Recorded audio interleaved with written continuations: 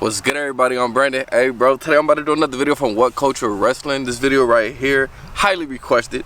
Ups and downs from WWE Clash of Champions 2019. Y'all requested it, don't trip, you know I got y'all. As y'all can see, I'm outside once again. It is during the day, so I'm sitting under a tree. I'm in shade right now. As y'all can see, it's hella bright back there. Yeah, that's the sun. Ain't no shade. I'm in shade right now. You feel me? It's a beautiful day. Shouts out to the Most High, God, Jesus, Buddha, whoever you believe in, Mother Earth, the universe. Bro, I got my socks and shoes off too. I'm over here putting my soles of my feet in the grass. I look crazy, huh? I should take my shirt off, just go full hippie. I got a bandana on, got my socks and shoes off. Bro, this is hilarious.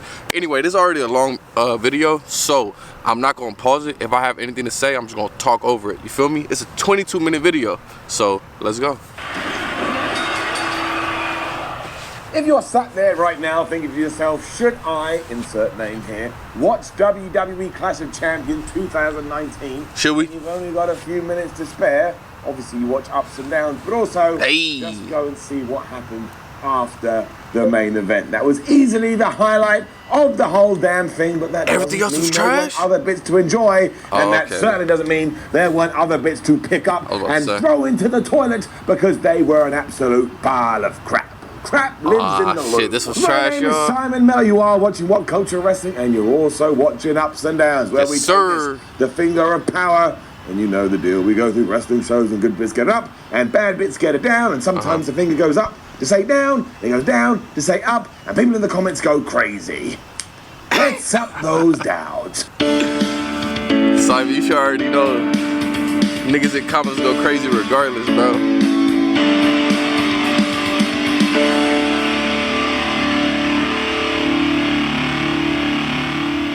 Unsurprisingly, the 205 Live match was on the pre-show, and unsurprisingly, Drew Gulak retained his championship, where he snuck in, because it was a triple threat match, and he stole a pin. But they always work hard, they're always really fun, they deserve more, but they don't get it because they're like an unwanted child. Better not I can't say it was the same for Cedric Alexander versus AJ Styles for the United States Championship, because one, that popped up on the pre-show, and if you were like me, you were scratching your head as if you couldn't figure out what the hell was going on. Why is AJ Styles probably the most important person in all of WWE right now on the damn pre-show? Yeah, that don't make sense. Why did we bother to push Cedric Alexander, where here AJ Styles beat him up, hit him with a Styles Clash, broke up the pin himself, beat him up some more, gave him another Styles Clash, and then pinned him for the 1, 2, 3. And then we weren't done, because Gallows and Anderson, who hadn't even been at ringside, then came into the squared circle, and all three members of the OC just beat up Cedric Alexander.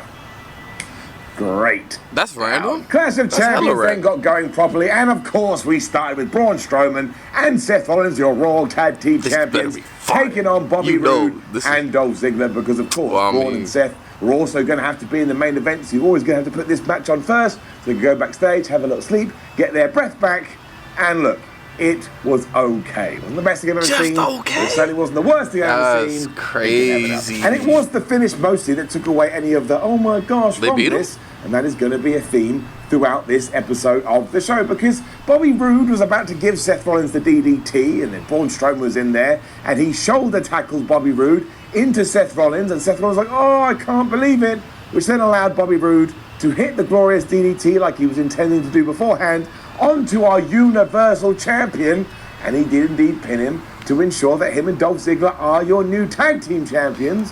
But if I was Bobby Roode, I'd put my hand up and go, can I have a singles titles match as well? I just got a 3 count over the champ. It was just so easy and so out of nowhere. It just made you go a bit like, this is out of nowhere. Okay. Hella out of nowhere. We go then. And also, while Braun Strowman afterwards was all like, grrr, Seth Rollins, it wasn't me that lost, it was you, and you're going to be on a losing streak. Even though he's not on a losing streak, Braun. He just beat Brock Lesnar, for goodness sake. I would think this would have been a lot better if Braun and Seth had gotten into it in the match. They fell out because the tensions were high, and they had a big fight. But instead, it was a bit like brothers going like, oh, you stole my Game Boy. Don't even worry about that, because a Becky Lynch promo followed, and as always, Becky Lynch was all fired up, and she was all raging, and she also had a very good line where she was like, Sasha Banks, I have just had one of the best years in WWE history, and your highlight was that you dyed your hair. We'll see this match later. This kind of attitude then continued on into Bayley versus Charlotte for the SmackDown Women's Championship. Bayley, because it was kind of just there.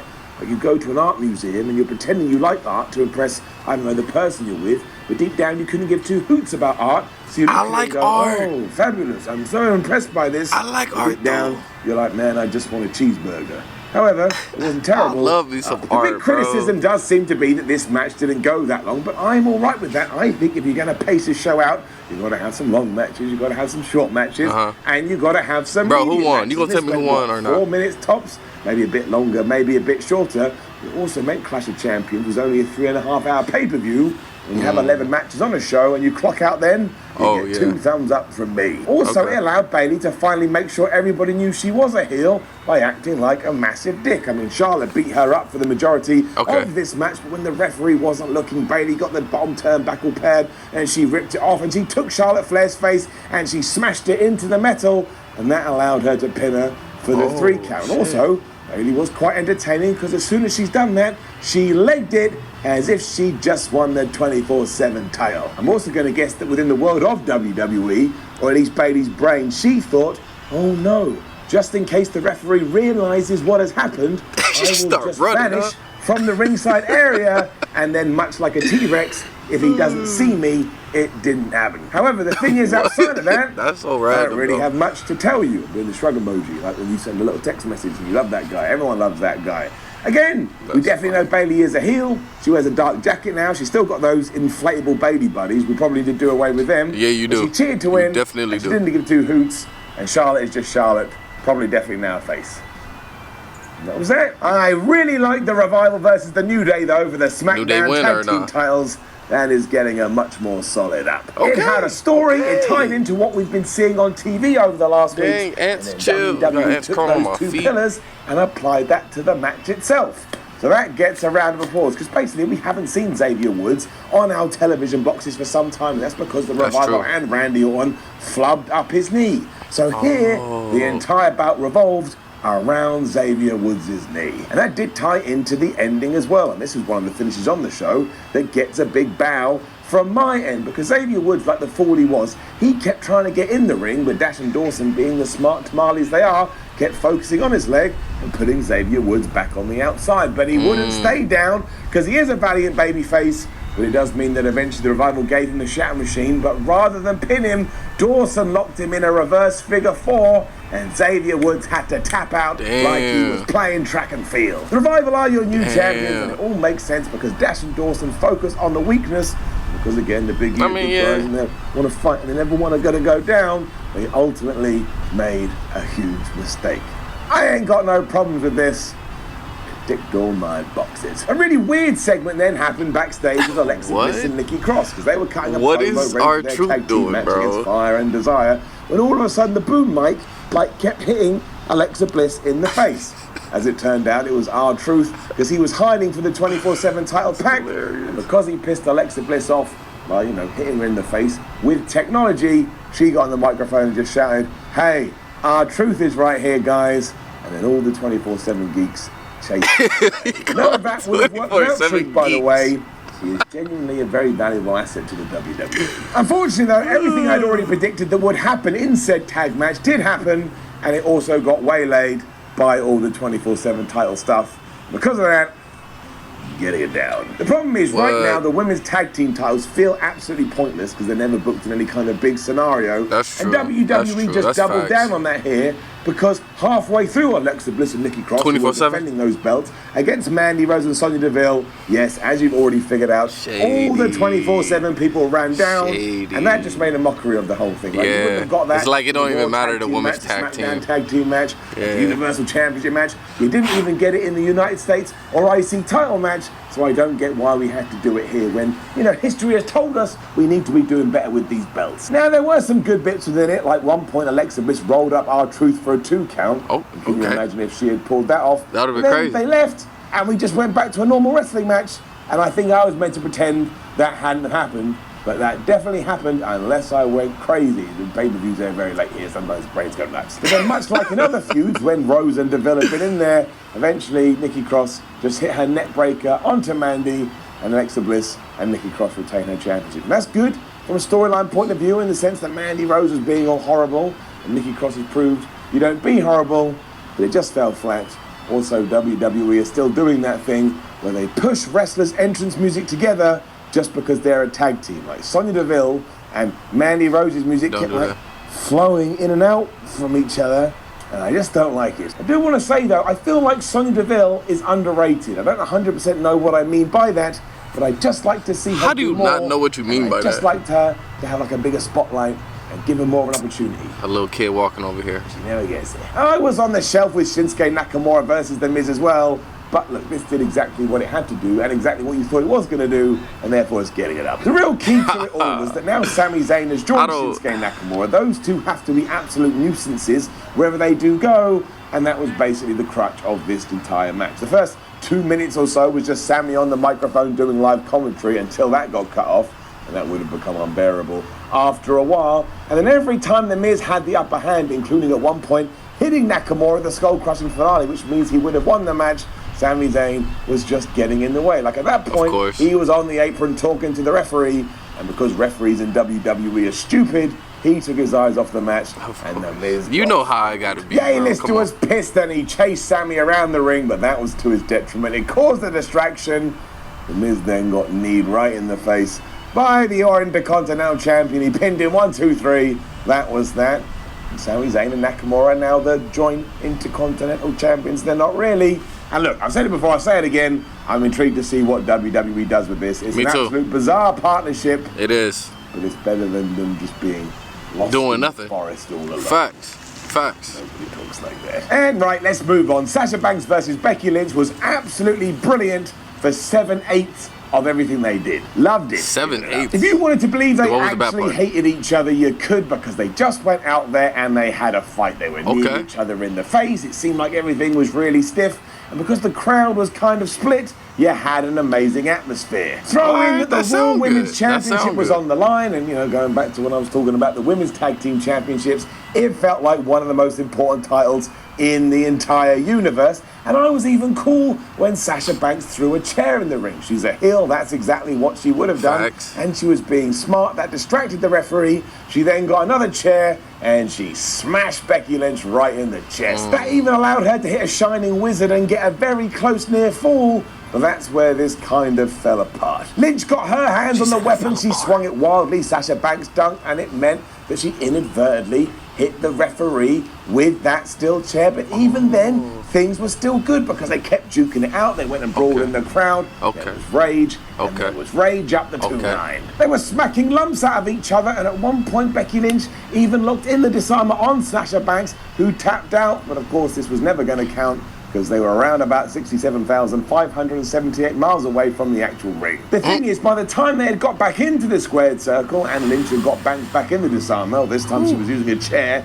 to make it doubly more powerful, officials were already in the ring trying to pull her off, because the decision had been made that this was going to be a DQ, because obviously Becky had so y'all gotta do this again. Right in the side, and that didn't really translate to the fans, who just booed, because A, they wanted to see these two keep scrapping, but B, like most of us, they wanted a winner. Also, finishes like this are just a massive bummer. You have all this hype, you get really excited for a pay-per-view match where hopefully you're going to see a winner or a loser, and then you don't get either. And don't forget, that's what makes sports so much fun, and when wrestling is at its best, you think it is a sport. Sometimes you'll tune into a match and you think, well, that person's definitely going to win, and then they lose. But also sometimes you tune in and you go, I don't know what result I'm going to get, and then you're surprised by the result no matter which way it goes. So when somebody just decides, meh, who cares, we need to keep this person strong, but we need to keep that person strong, which I do understand. Do you really want to kill Sasha's momentum at this stage? And also, do you really want to take the title off Becky Lynch?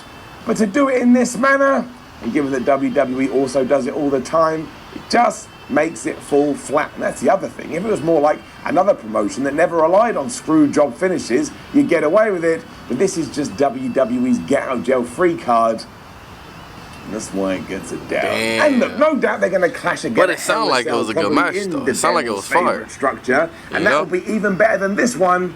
When it was all said and done, and all the dust had settled, and they were moving on to whatever was next, the only thing I could think to myself was, I really would have liked a more cut and dry ending.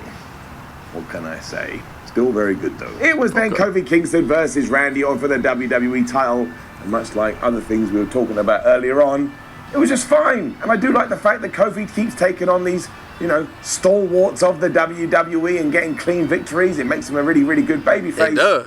He beat Randy. What can I say? Okay. I don't really get where Kofi goes now, because you cannot do any matches with this program, although I'm sure WWE will find a way to justify it. And I suppose he gets the SmackDown in the first week of October when it debuts on Fox, and probably loses that championship to Brock Lesnar. That's just my guess. But look, again, like I say, Kingston is a great babyface. He was able to save himself from the RKO by putting his foot on the ropes at the last second, when Randy was going to go for the punt, but Kofi managed to get to his feet and Trouble in Paradise him right in the face. Okay. It was a cool looking ending. The Viper dropped like a ton of bricks. The thing is though, are we going to be talking about this in 10, 20, 30 years? No. Are we even going to be talking about it tomorrow? Or when we're done here on Ups and Downs? Probably not. I've already said it once, I'll say it again. It's kinda just there. Then we were backstage and there was more weird skits with the Street Profits. I got worried straight away. I don't know who they are. I've never seen them. Chad Gable was going to win the King of the Ring tournament.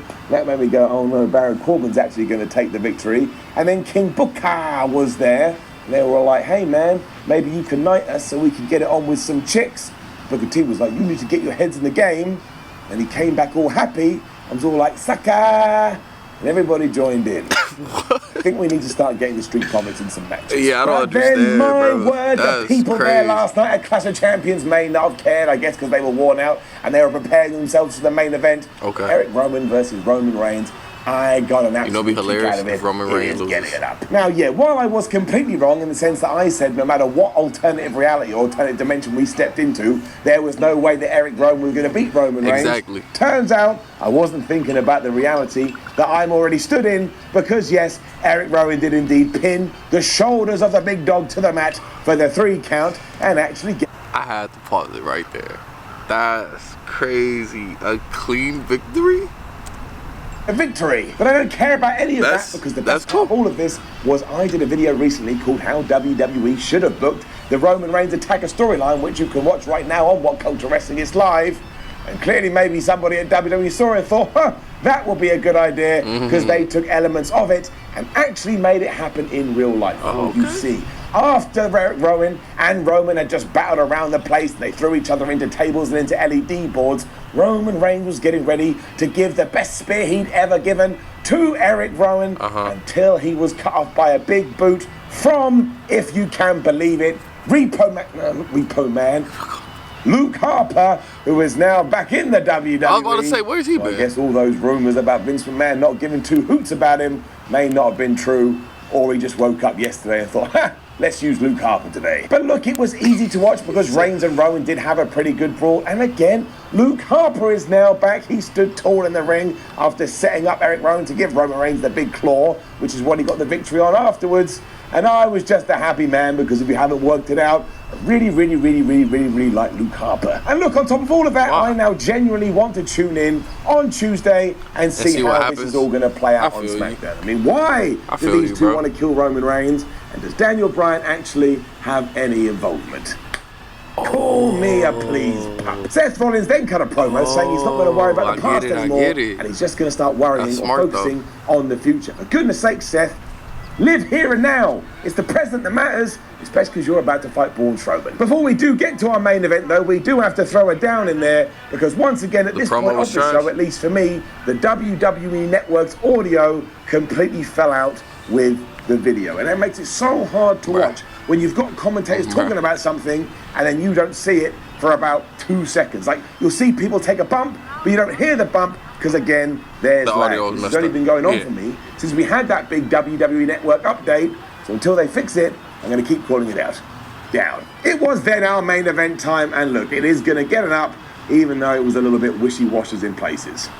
So up. And once again, this was really easy to watch. It didn't overstay its welcome, and around halfway through, Braun Strowman was climbing to the top rope, and he was giving Seth Rollins a frog splash. I mean, when did you ever think you would see a man of that size Exactly. give somebody else a damn frog That don't splash. make And they no also sense. used that to tie into how this was going to end. Because really, you should just be relying on your power. If you are that big, Braun decided he would try and be agile, and he landed on his knee, and that really screwed him up and opened the door for Seth Rollins to give him curb stop number 1. The reason I say curb stop number 1 is because Braun Strowman kicked out of it straight away. Seth then gave him curb stop number 2, which Braun kicked out of. Seth then gave him curb stop number 3, which Braun kicked out of. And quite clearly the idea here was to portray Strowman as more of a dude, as more of a hard hitter, as a stronger guy than Brock Lesnar, because that's what the commentary team started to tell us. They were like, oh, it took Brock Lesnar 3 and he was down, and now we're at 3, but Braun Strowman keeps coming up. So do you know what Seth Rollins did?